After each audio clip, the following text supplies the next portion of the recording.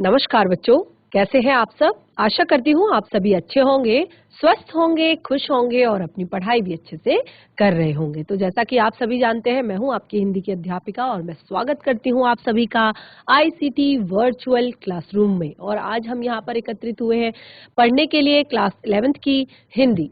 Class 11th की हिंदी में हम पढ़ रहे हैं पिछले काफी सेशन से अपना हिंदी व्याकरण का टॉपिक अलंकार। तो बीच में कुछ टाइम के लिए हमारी क्लासेस नहीं हुई थी, तो इससे पहले जो हमारे सेशन हुए थे हिंदी के, उसमें हमने पढ़ा था अलंकार। और अलंकार के हम 2 से 3 सेशन ले चुके हैं, जिसमें हमने अलंकार की परिभाषा, अलंकार होते क्या हैं, अलंकार के भेद और अलंकार के जो 2 भेद हैं, शब्दालंकार और अर्थालंकार, इन दोनों को हम पढ़ रहे हैं। तो ये तो है हमारे हिंदी व्याकरण की बात। तो अभी जैसे कि आप सभी को पता है, अब आप सभी की परीक्षाएं बिल्कुल नजदीक हैं और आप सभी अपनी परीक्षाओं की तैयारी में लगे हैं। तो जब आप क्लास 11th में जाते हैं तो कई बार ऐसा होता है कि आप अपने बाकी सब्जेक्ट्स की तैयारी को ज्यादा ध्यान देते हैं और हिंदी सब्जेक्ट में थोड़ा सा कम ध्यान देने लगते हैं। तो क्योंकि हिंदी भी आपका एक बहुत ही ज्यादा महत्वपूर्ण सब्जेक्ट है जब आप पढ़ रहे होते हैं, तो उस टाइम पे इसीलिए अगर आपको आपकी हिंदी भाषा से जुड़ी हुई, यानी कि हिंदी से जुड़ा हुआ आपका कोई जो टॉपिक है, कोई भी चैप्टर है, किसी भी पाठ में अगर आपको कोई दिक्कत है, परेशानी है, तो आप शेयर कर सकते हैं, बता सकते हैं। आपकी सभी समस्याओं का समाधान किया जाएगा। कोई पाठ ऐसा है जिसमें आपको जो शब्दों के भावार्थ समझ में नहीं आ रहे हैं या प्रश्नों उत्तर आपने नहीं किए हुए हैं, तो आप सारी जो प्रॉब्लम्स हैं वो चैट के माध्यम से बता सकते हैं। आपको पाठ रिवाइज करवा दिया जाएगा और सभी प्रश्नोत्तर करवा दिए जाएंगे। हिंदी व्याकरण जो आप ही के द्वारा यहाँ पर बताया गया है कि हिंदी व्याकरण में आपको ये सारी चीजें पढ़नी है, समास, अलंकार या समास विग्रह, तो ये सारी चीजें हम यहाँ पर पढ़ रहे हैं। अगर फिर भी और कोई समस्या, यानी कि जिसमें आपको कोई चीज समझ में नहीं आ रही है, कोई चीज डाउटफुल है, तो आप अपने सारे डाउट्स यहाँ से क्लियर कर सकते हैं।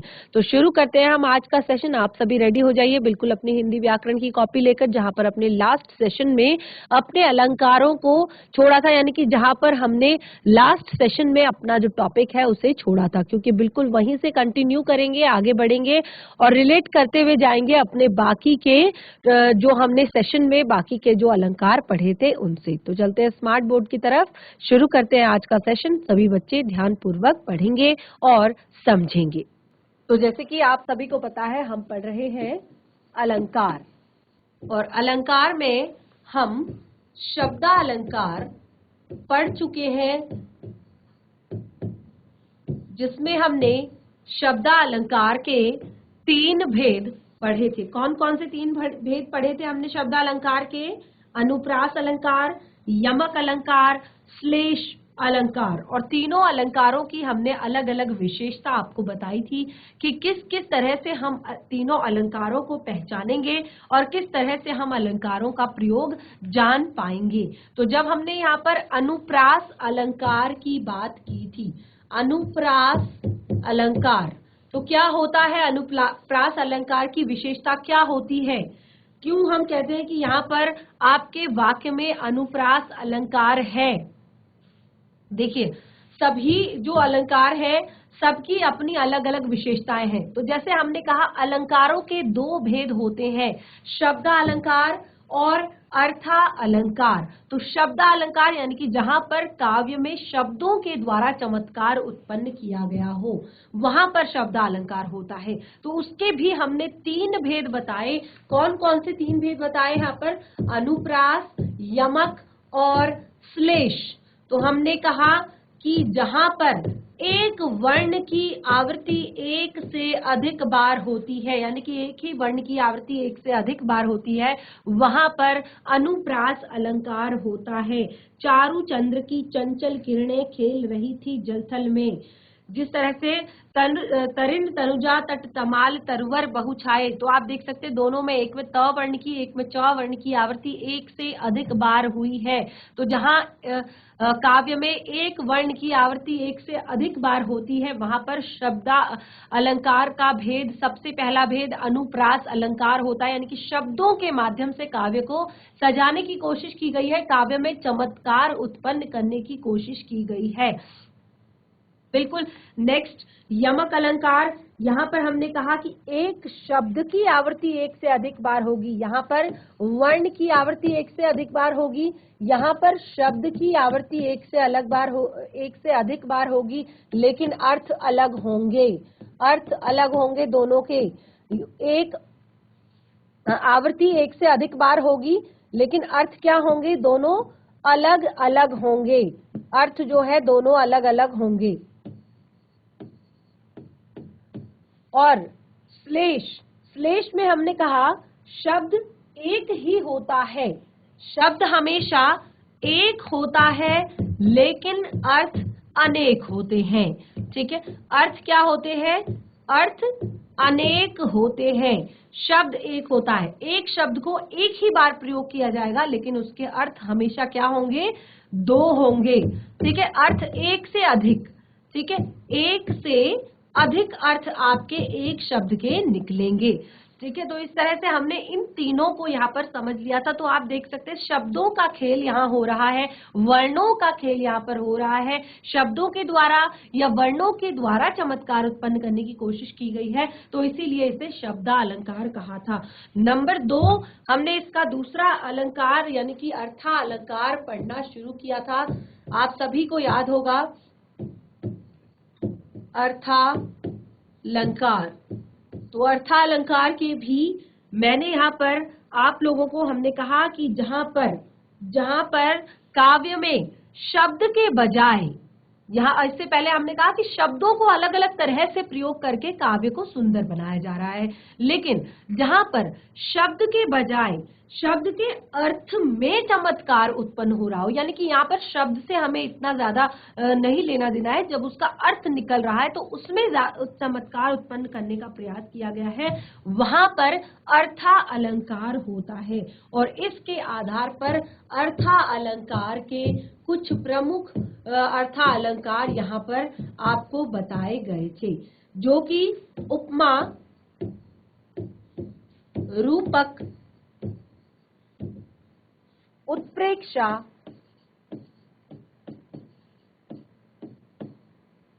अतिशयोक्ति,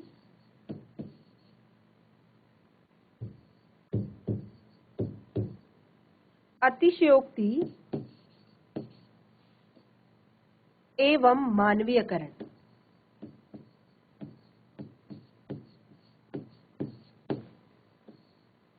तो ये 4 प्रकार के अर्था अलंकार, 5 प्रकार के कुछ जो प्रमुख अर्था अलंकार है वो हमने यहाँ पर लिखे थे अपने पिछले सेशन में। और इसमें भी हमने यहाँ पर पहला जो अलंकार था उपमा अलंकार कंप्लीट रूप से पढ़ लिया था, बहुत अच्छे से पढ़ लिया था, समझ लिया था कि किसे कहते हैं उपमा अलंकार।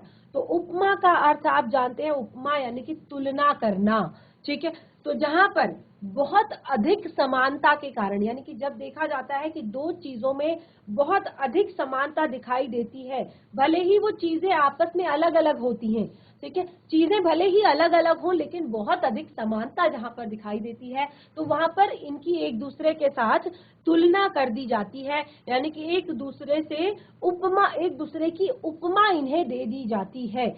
तो जहां पर तुलना की जाती है बहुत अधिक समानता के कारण, वहां पर उपमा अलंकार होता है।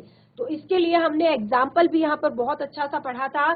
काजल की रेख सी कतार है खजूर की, काजल की रेख सी कतार है खजूर की। और एक और हमने एग्जाम्पल पढ़ा था, आप सभी ने अपनी कॉपी में भी ये सारी चीजें लिखी हुई है।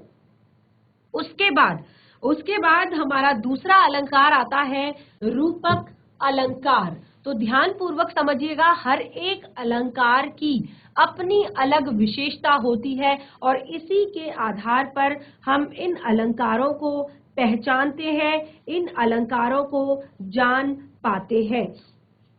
तो जैसे कि मैंने आपको बताया कि पहले वाले में तुलना की जाती है, तो दूसरा जो हमारे यहाँ पर रूपक अलंकार कहा गया है, तो क्या है रूपक अलंकार? देखिए, पहले वाले में जब तुलना कर दी जाती है तो क्या होता है दूसरे वाले में कि जहां एक वस्तु की तुलना रूपक आप नाम से थोड़ा सा समझने का प्रयास कीजिए। उपमा यानी कि उसी की उपमा दे दी जाती है, उसी से तुलना कर दी जाती है दूसरे से, दूसरी वस्तु से। और यहाँ पर रूपक अलंकार में आप देखिए, यहाँ पर वस्तुओं से तुलना नहीं की जाती, सेम चीजें यहाँ पर भी है, लेकिन यहाँ पे क्या होता है, एक वस्तु की तुलना दूसरी वस्तु से ना करके, ठीक है, यहाँ पर तुलना नहीं होती है, बिल्कुल ध्यान पूर्वक समझने का प्रयास कीजिए।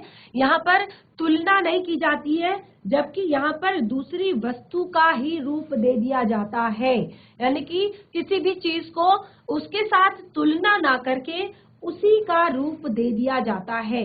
जैसे कि मैंने यहाँ पर आपको बताया था, चरण कमल बंदो हरि राई। चरण कमल, तो चरणों को, भगवान के चरणों को कमल की संज्ञा दे दी गई है। चरण कमल बंदो हरि राई। तो इस तरह से यहाँ पर भगवान के चरण और कमल दोनों को एक कर दिया गया है, कोई भी भेद दोनों के अंदर नहीं बना हुआ है, यानी कि भेद रहित आरोप यहाँ पर किया गया है। तो इस तरह से हमने रूपक अलंकार को भी पढ़ लिया था। अब नंबर 3 आता है हमारा उत्प्रेक्षा अलंकार। तो रूपक अलंकार में हमने, जैसे मैंने आपको बताया कि हमने यहाँ पर क्या किया, हमने यहाँ पर किसी की तुलना किसी से नहीं की, यहाँ पर कोई भेद आपको नहीं पता चलेगा कि किसकी तुलना किससे की, यहाँ पर सीधे दूसरी चीज का आपको रूप दे दिया गया है, दूसरी चीज ही समझ लिया गया है, ठीक है। और इस तरह से हमने और भी एक और एग्जाम्पल इसका लिया था, मुनि पद कमल बंदो बंदी दो भ्राता। तो अब हम अपना तीसरा अलंकार हम पढ़ेंगे, जिसका नाम है उत्प्रेक्षा अलंकार। तो जैसे कि मैंने बताया, सभी अलंकारों की अपनी कुछ कुछ विशेषताएं हैं, जिसके आधार पर हम इनको पहचानते हैं और जिसके आधार पर हम इनको प्रयोग भी करते हैं।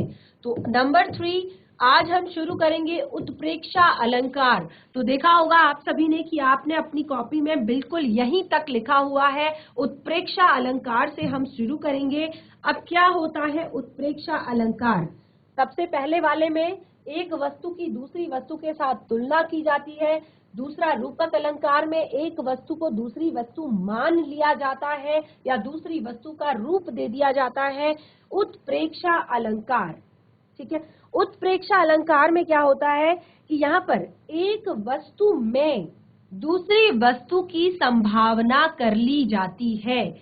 एक वस्तु में, बिल्कुल ध्यान पूर्वक समझने का प्रयास कीजिए, जब आप इसके एग्जाम्पल्स पढ़ेंगे तो आपको बहुत ही ज्यादा इंटरेस्ट आएगा और बहुत ही ज्यादा इजी लगने लगेगा। एक वस्तु में दूसरी वस्तु की संभावना कर ली जाती है, यानी कि कल्पना कर ली जाती है, ठीक है। तो इसको हम किस प्रकार से समझेंगे, इसको हम देखिए, जब क्या होता है कि जब उपमेय और उपमान हमने बहुत अच्छे से पढ़ा है, तो जब उपमेय में गुण धर्म की समानता के कारण, ठीक है, उपमेय में गुण धर्मों की समानता के कारण उपमान की संभावना कर ली जाती है। उपमेय में उपमान की संभावना कर ली जाती है, तो इसे उत्प्रेक्षा अलंकार कहा जाता है। किसे क्या कहा जाता है? उत्प्रेक्षा अलंकार कहा जाता है। इसको एक बार लिख लेते हैं पहले परिभाषा, फिर इसको हम यहाँ पर समझेंगे। जब उपमेय में उपमान किसके कारण? गुण धर्म की समानता के कारण,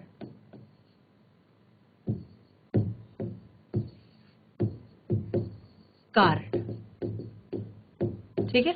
उपमेय में उपमान की संभावना कर ली जाती है, संभावना कर ली जाए तो उसे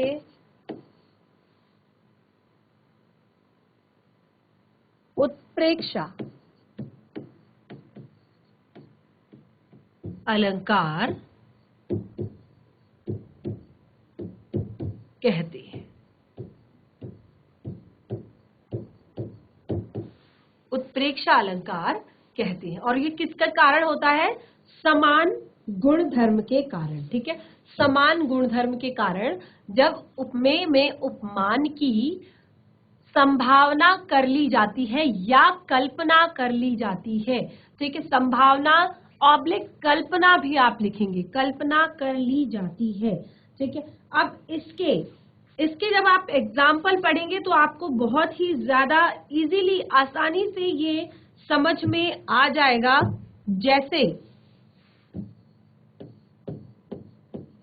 जैसे उस काल मारे क्रोध के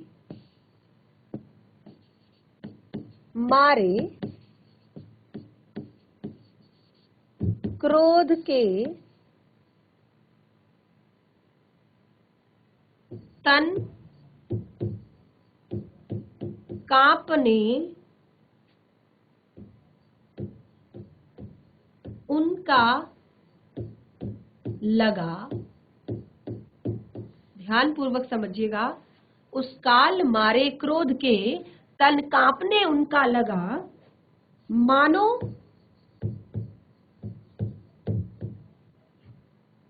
हवा के वेग से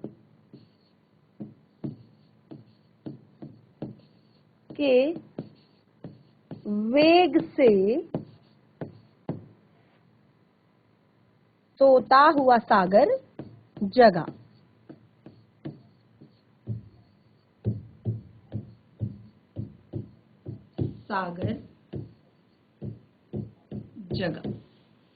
उस काल मारे क्रोध के तन कांपने उनका लगा, मानो हवा के वेग से सोता हुआ सागर जगा। तो अब आप यहां पर ध्यान पूर्वक देखिए,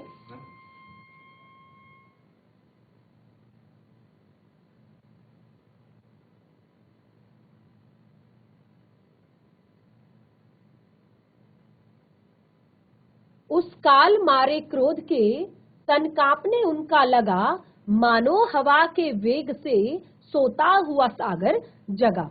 तो यहाँ पर एक हमने क्या कहा कि जब उपमेय में उपमान की समान गुणधर्म के कारण संभावना कर ली जाए तो उसे उत्प्रेक्षा अलंकार कहते हैं। तो उत्प्रेक्षा अलंकारों की आप एक विशेषता देखेंगे कि वहां पर मान लिया जाता है। क्या कर लिया जाता है? मान लिया जाता है। यानी कि जैसे हमने कहा संभावना कर ली जाती है, कल्पना कर ली जाती है, या मान लिया जाता है। तो उस काल मारे क्रोध के तन कांपने उनका लगा, मानो हवा के वेग से सोता हुआ सागर जगा। तो जिस प्रकार हवा के वेग से जब सागर हिलोरे लेता है तो उनका जो तन था क्रोध के मारे इस तरह से कांप रहा था। तो यहाँ पर दोनों की क्या कर ली है? संभावना कर ली गई है कि जिस प्रकार क्रोध के कारण तन कांपने लगा, ठीक उसी प्रकार जैसे हवा के वेग से सोता हुआ सागर जग गया हो। ठीक है, तो इसमें क्या होता है, एक चीज यहाँ पर एक चीज होती है कि आप जब कोई भी आपको एग्जाम्पल दिया जाता है और आपको वहां पर उत्प्रेक्षा अलंकार या फिर कोई और अलंकार अगर देखना है तो सबसे पहले मैंने कहा कि सारी विशेषताएं आप देखेंगे। तो अगर इस तरह का एग्जाम्पल आपको दिया जाता है तो आप देखेंगे उस काल मारे क्रोध के तन कांपने उनका लगा, मानो हवा के वेग से। तो जब आप इस तरह के शब्दों को देखेंगे जैसे मानो, मनो, मनु, जानो, जनु, ठीक है, तो यहाँ पर आप यहाँ पे ये जो आपका वाक्य दिया गया है, ये जो आपका यहाँ पर पद दिया गया है, ये अभिमन्यु की मृत्यु के बाद अर्जुन के क्रोध से कांपते हुए शरीर, जब अभिमन्यु की मृत्यु हुई थी, यानी कि चक्रव्यूह में फंसाकर जब अभिमन्यु को मार दिया गया था, तो उस समय जो अर्जुन थे, क्योंकि अभिमन्यु किसके पुत्र थे? अर्जुन के पुत्र थे। तो अर्जुन का जो शरीर था वो क्रोध के मारे इस तरह से कांप रहा था जैसे सागर में तूफान आ गया हो। ठीक है, जब सागर में तूफान आता है तो वो बहुत जोर जोर से हिलोरे लेने लगता है, उसका पानी बहुत जोर जोर से आगे बढ़ने लगता है। तो अर्जुन का जो शरीर है वो क्रोध के मारे इस तरह से कांप रहा था कि मानो सागर में तूफान आ गया हो। तो साथ ही आप देख रहे हैं यहाँ पर मानो शब्द का जो ये प्रयोग हुआ है, ये आपको उत्प्रेक्षा अलंकार के बारे में बताता है कि यहाँ पर उत्प्रेक्षा अलंकार का प्रयोग हुआ है। ठीक है, तो यहाँ पर और भी हम बहुत सारे एग्जाम्पल यहाँ पर बताएंगे उत्प्रेक्षा अलंकार के। जैसे एक और एग्जाम्पल हम यहाँ पर लेंगे, कहती हुई यूं उत्तरा के नेत्र जल से भर आए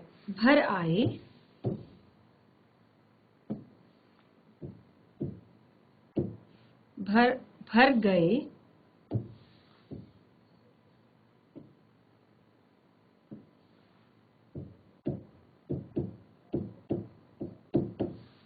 कहती हुई यूं उत्तरा के नेत्र से जल भर गए, हिम कणों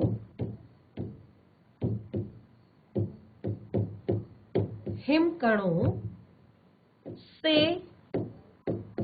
पूर्ण मानो हो गए पंकज नए।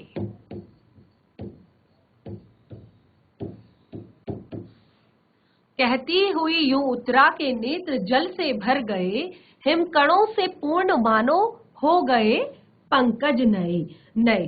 तो यहाँ पर उत्तरा के जो नेत्रों की बात की गई है, तो वो नयन यानी कि उत्तरा के जो आंसुओं से भरे हुए जो नयन है वो हिमकणों से परिपूर्ण। उत्तरा के जो नयन है, कहती हुई यूं उत्तरा के नेत्र जल से भर गए, हिमकणों से पूर्ण मानो हो गए पंकज नए। तो पंकज क्या है यहाँ पर? पंकज यहाँ पर क्या है? सबसे पहले आप ये बताइए पंकज क्या है। देखिए, इसीलिए जब आप छोटी क्लासेस में होते हैं तो आपको बहुत सारी चीजें हिंदी व्याकरण में सिखाई जाती है। पंकज किस शब्द का पर्यायवाची शब्द है? किसका पर्यायवाची शब्द है पंकज? पंकज है कमल का पर्यायवाची। किसका पर्यायवाची है? कमल का। जलज या और भी बहुत सारी चीजें बहुत सारे पर्यायवाची आपने पंकज के पढ़े होंगे। तो कहती हुई यूं उत्तरा के नेत्र जल से भर गए, हिमकणों से पूर्ण मानो हो गए पंकज नए।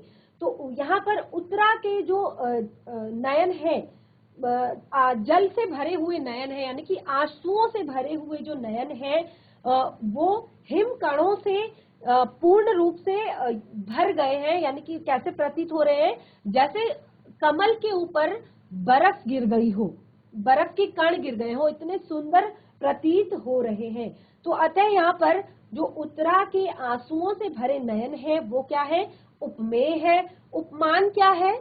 हिमकणों से भरा हुआ कमल, जिसकी उपमा दी गई है उसको, जिसकी उपमा दी गई है कि इतना सुंदर प्रतीत उसके नयन हो रहे हैं जैसे हिमकणों से शोभायमान हो वो। तो यहाँ पर उपमेय यानी कि उत्तरा के नयन जो है उपमेय में उपमान यानी कि उसके सुंदर नयनों को कमल के समान मान लिया गया है, मैं संभावना प्रकट कर दी गई है। तो इसलिए यहाँ पर उत्प्रेक्षा अलंकार है। तो कुछ उत्प्रेक्षा अलंकार के कुछ एग्जाम्पल आपको यहाँ पर लिखवा देती हूँ।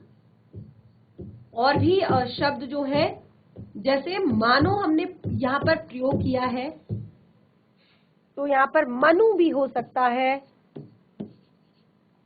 जनु भी हो सकता है,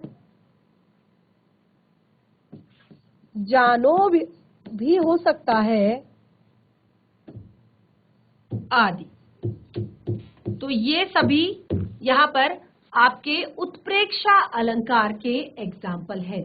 जब आप वाक्य में इस तरह के शब्दों को देखते हैं तो आप वहां पर आसानी से बता पाएंगे कि यहाँ पर उत्प्रेक्षा अलंकार है, यानी कि यहाँ पर क्या हुआ है, यहाँ पर आपका एक वस्तु में दूसरी वस्तु की कल्पना की गई है, यानी कि उपमेय में उपमान की कल्पना की गई है।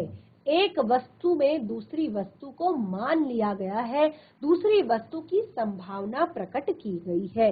तो इस तरह से हमने यहाँ पर दो एग्जाम्पल पढ़ लिए हैं उत्प्रेक्षा अलंकार के।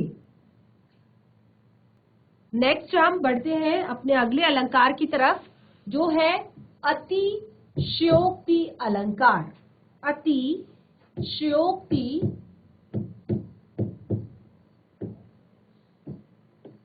अलंकार।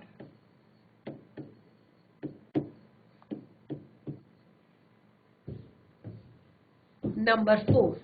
तो अतिशयोक्ति अलंकार क्या होता है? अतिशयोक्ति अलंकार क्या होता है? देखिए, कई बार क्या होता है कि जब हम किसी वस्तु या बात के बारे में, किसी वस्तु के बारे में या किसी बात को बहुत ही ज्यादा बढ़ा चढ़ा कर बोलते हैं, यानी कि हमको ऐसे हम उस बात को बताते हैं किसी दूसरे को कि जिस पर सामने वाला विश्वास नहीं कर पाता कि अच्छा ऐसा भी होता है, ऐसा भी हुआ था। तो कई बार हम चीजों को बहुत ज्यादा बढ़ा चढ़ाकर बताते हैं, बहुत बढ़ा चढ़ाकर किसी भी वस्तु का या बातों का वर्णन करते हैं, तो वहां पर अतिशयोक्ति अलंकार होता है। कौन सा अलंकार होता है? अतिशयोक्ति अलंकार होता है। देखिए क्या होता है कि एक दिन राम ने पतंग उड़ाई, देवलोक में पहुंची जाई। एक आपको यहाँ पर मैं एग्जाम्पल लिखवाऊंगी। एक दिन राम ने पतंग उड़ाई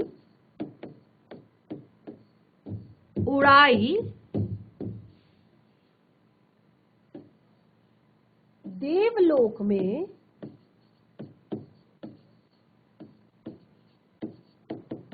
पहुंची जाई।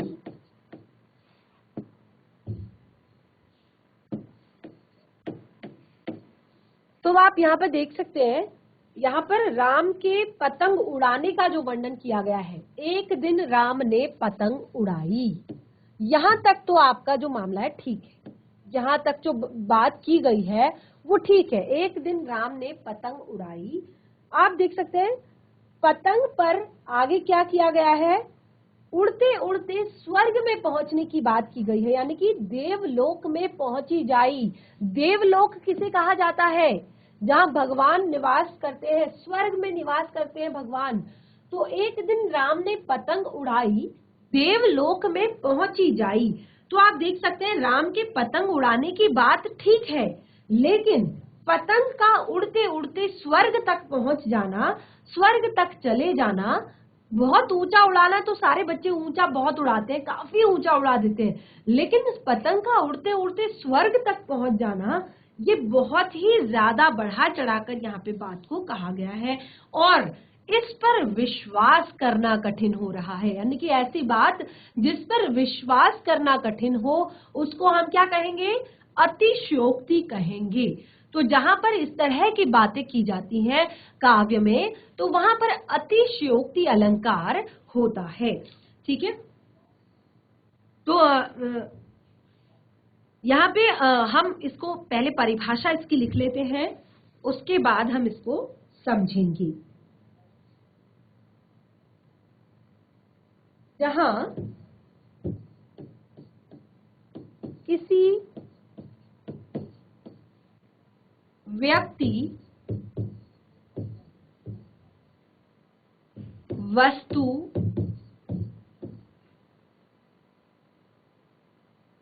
आदि का वर्णन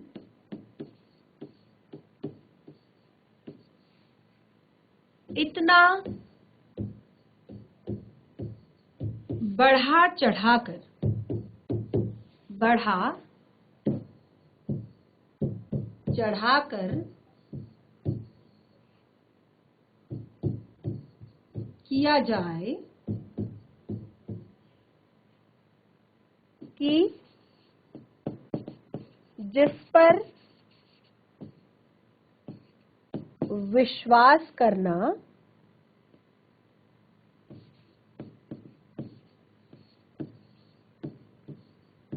कठिन हो।